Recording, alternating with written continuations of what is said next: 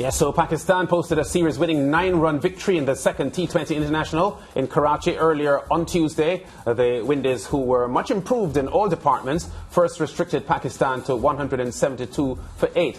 Shadab Khan produced some late brilliance with 28 of 12 deliveries as the home team scored a match-defining 45 of the last 3 overs.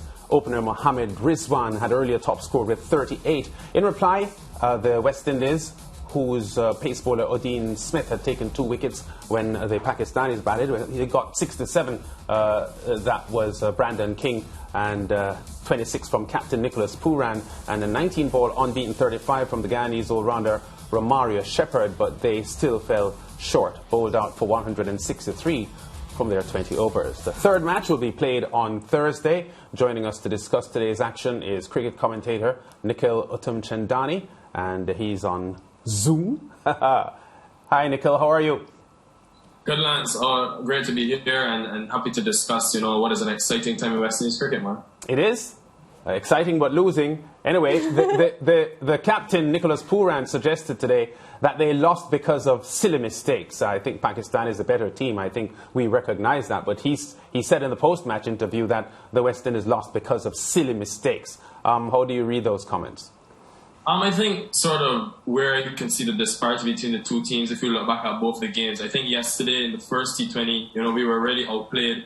And I just think it comes down to those final 5 overs as a bowling unit. Yesterday, we had them controlled. They were 75 in the first 10. And then obviously got up to that mammoth 200 score. We gave up 60 runs in those last 5. Today, again, I thought it was even better bowling performance today. They were 73 in the first 10 today. And then coming on to the back end in those 5 overs, we gave up 59 runs. So I think that's sort of where we're sort of losing it in terms of the lapse of concentration. And those are probably the mistakes that he means. The fielding, I thought the catching has been brilliant, but maybe a couple runs in the field here or there. And then in terms of the batting, you look at sort of his dismissal at a critical time. He had already got 14 runs off the over. You never know if he had, maybe hit that one down the ground for a single and continued batting. Who knows how that game could have went down. But nonetheless, still I'm pretty impressed with the fight being shown by a very inexperienced West Indies team and against what is a juggernaut in terms of this Pakistan team that's won now 19 matches out of the 27 in 2021. Yeah, you know what? After the T20 World Cup, there was a lot of criticism, Nikhil, about the makeup of the team, and a lot of criticism, that players who were past their best were sent to do the job. And there were several names mentioned who were good options. A lot of the fans were mentioning names like, O'Shane Thomas and Hayden Walsh were there but didn't really get to play. Odin Smith's name was mentioned as well. So some of these players are actually now on this tour with an opportunity to show themselves. Your thoughts on what they've been able to do so far? Yeah, and that's why I started the show by saying, exciting time. I think after the World Cup, when I came on the show, and we were all mentioning with Faz as well, the changing of the guard, that whole new brand of cricket that needs to be played by the West Indies.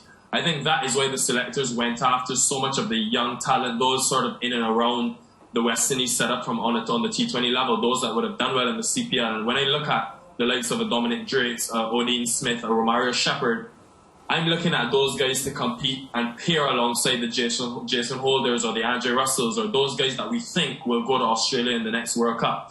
So I definitely think, these series are so important. I mean, these are guys that are making their debut in international cricket, and to get this sort of experience playing not only against Pakistan, but away from home as well in tough conditions, I think it only means really well for our cricket. And definitely, I think a lot of these guys are going to be considered. Obviously, a long way to go and a lot of cricket to be played, but these are the guys that I think will be sort of built around for the next World Cup. Yeah, and Nikhil, Brandon King is somebody I have a lot of time for. I get the sense that, his talent is amazing. But from time to time, when the players that you want to see do well the most disappoint you, you get a sort of, you feel a bit dejected. Yesterday, I spoke about Brandon King on this same show, getting the opportunity and, not capitalizing. Then he had a response. He 67 or 43 balls. What do you make of this youngster and his future for West Indies cricket?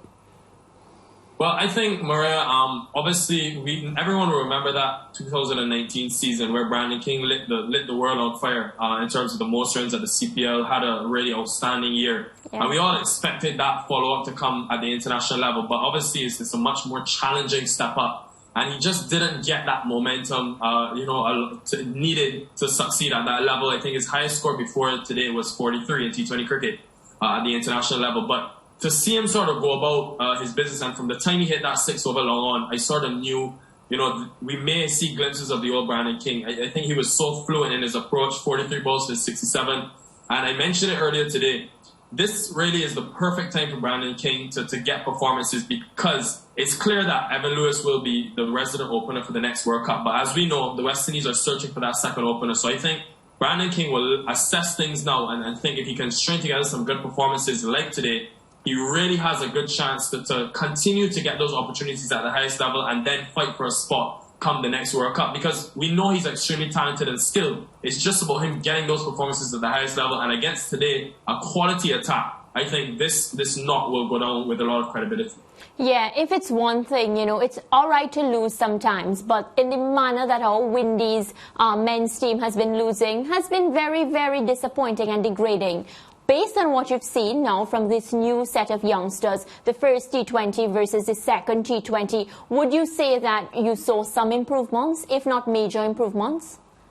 Yeah, I think definite improvements. I mean, at the end of the day, let's not forget, this Pakistan team at this venue, 4 out of the last 5 times before today's game has scored 200 plus batting first in Karachi. So I think the fact alone that even though the West Indies gave up 59 runs in the last 5, they were able to restrict them to 172. I thought that in itself was a big sign of learning and improvement. And then to see the batting approach, someone from the top going deep with the likes of Brandon King, and then Romario Shepherd able to come in and close out the innings. I think for these guys who are inexperienced at this level, to be able to show drastic improvement in the space of less than 24 hours between the games, I think it really means well, not only for this current group, but for the depth of West Indies cricket on a whole. The fact that we can bring a team to Pakistan that only 2 players are part of this World Cup team that just went to the World Cup, but yet still we can compete against the likes of Pakistan. Yeah, Nikhil, the difference between the performance today and the one that we saw yesterday was stark. There's no question about it. But you talk about improvement, but, we know how inconsistent the West Indies team is. So there's a part of me that doesn't want to read too much into what we saw today, because we could see the third and final T20 coming up on Thursday, and a performance that more resembles the first T20 than the second, because of the inconsistency of the team. Yeah, and I agree with you, Lance. But I think for me personally, what it comes down to is just the fact that these guys are learning. Regardless of, obviously we want them to continuously improve. But, let's be real, the type of opposition that we're dealing with, Pakistan really are a world-class side. Maybe this could be one of their best T20 sides ever, the amount of games they've been able to win. You talk about Babar Azam and Rizwan at the top of the order alone. Then to see the bowling attack that they've got, Shaheen Shah Afridi, Mohammad Wasim Jr. So it is a challenge. It's a massive challenge playing in home conditions for them. But regardless of, maybe we could go slide back down to that performance that we saw in the first T20. But my main thing would just be for these players to sort of continue to learn as much as they can and improve, individually as much as they can. Because I think just by being here and playing international cricket, you will see improvement in their individual games. And it will do a lot for their development. Yeah, and you mentioned correctly that the next T20 World Cup is less than a year away in Australia. And I know the Irish are coming here for a T20 series early in the new year. There is talk that Chris Gayle will be given an opportunity at Sabina Park to have a farewell match.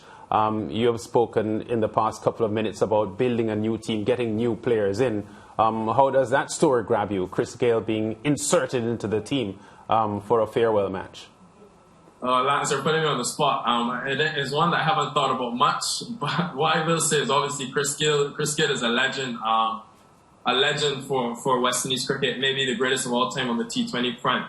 To give him a farewell match, if that's something the selectors are trying to do, well, I think, he deserves it. I'm not going to say he doesn't, but whether I would agree with the point, I think there are many other ways we can honor Chris Gayle. But if we're trying to build around this new group, I would want to see them getting as many opportunities as possible. I'm trying not to sit on the fence here, but I really want to see this young group. I think every single game of cricket at our disposal is extremely valuable before that next World Cup. Because if we're going with this new group of cricketers, we need as much game time as we can with that next World Cup being less than a year away. So, don't get me wrong, the legacy that Chris Gayle has left in West Indies cricket will be probably never repeated by anyone else in the history. But that being said, I think, there are other ways we can honor the great man. Than we having to necessarily go and do a farewell match. Yeah, of course, there's the school of thought, Nikhil, that a single farewell match for Chris Gayle, one single match should not overly disrupt any building opportunities for new players, getting opportunities for T20 internationals between now and October next year, especially against Ireland. Yeah, and as I said, Lance, if that's something that the West Indies selectors deem, fit, at the end of the day, that was just my opinion, but I would have nothing against them doing a farewell match, because I think, as I said at the top, Gayle deserves it. It's just based on the legacy that he's left in this game. And I think he still has so much to offer to this West Indies team, whether in a coaching capacity or in a mentorship role, because his experience at all levels is just unmatched in all three formats. But if that's the way that the West Indies selectors or West Indies boards see it, I would have no problem with it. But I think I would probably go with continuing to give this new batch the opportunities. Yeah, and finally, how disappointing was it for you that, three players who were very likely to be a part of this T20 setup weren't able to take part because of COVID-19, further hampering the West Indies roster for this series? Yeah, I think it was a huge disappointment. When you look at the three players individually, Cottrell would have led the attack, would have been one of the more experienced members of this team. He's been in and out of the T20 team, so he would have had a real opportunity to solidify himself in a place where he's had success in the past. And then the two Barbadians and Kyle Mears and Roston Chase. I think Roston Chase, for me, given the World Cup that he just had, really would have used this series to continue to get that momentum in T20 cricket and show his worth at the number 3 spot. And I think it's sort of left a gaping hole in our batting. And also, as a second spinner, we've seen the purchase that the likes of Shadab, even Akil Hossain, Hayden Walsh today were able to get on this surface. I think he would have been extremely valuable to those two left-handers that Pakistan have in the top 7. And then finally, Kyle Mears. I think this was sort of a big series for Kyle Mears because we saw in the CPL when he opened the batting for the Barbados Royals just how much of a revelation he was in those last couple of games. I think he got that 80-odd in the last game against the St. Lucia Kings. So I think it's really disappointing that we weren't able to see those three guys. But, I mean, this is the reality that we live with the COVID-19 pandemic. And it's good to see others who have come in, into the team to replace them have sort of stepped up in the way that they can. Okay, Nikhil, great talking to you as usual. We look forward to Thursday's series decider, series closer, because the series has already been decided. Thanks, man. Cheers. Thanks for having me. Yeah, that's Nikhil Uttamchandani talking to us about the West Indies and their T20 exploits in Karachi at the moment, Mariah. Thursday, the series ends. The Pakistanis have already taken a winning 2-0 lead in the series. And the West Indies will be looking to salvage something from Game 3, if they can. Yeah, I think it's a great opportunity to just rectify the errors. And we have a lot of batting errors. I wouldn't really comment or criticize the bowling as much. But I would say if it's one thing, the players that haven't really gotten off the mark, and there are a lot of the West Indies players that haven't, I would use this opportunity to capitalize on it. And even so, the ones that have gotten, like Brandon King, we want to see you beat ball, make 100. Yeah, he did really well today, Brandon King. As Nikhil just mentioned, reminded us of the 2019 season that he had in the CPL, a player with ability. Of course, as we said, the final T20 will be on Thursday, also in Karachi, as the West Indies look to avoid the 3-0 sweep. Still a lot more to come on the SportsMax Zone. Devon from Ghana sent us a voice note yesterday about the record win-loss of Phil Simmons, the West Indies coach. That to come and more on the SportsMax Zone.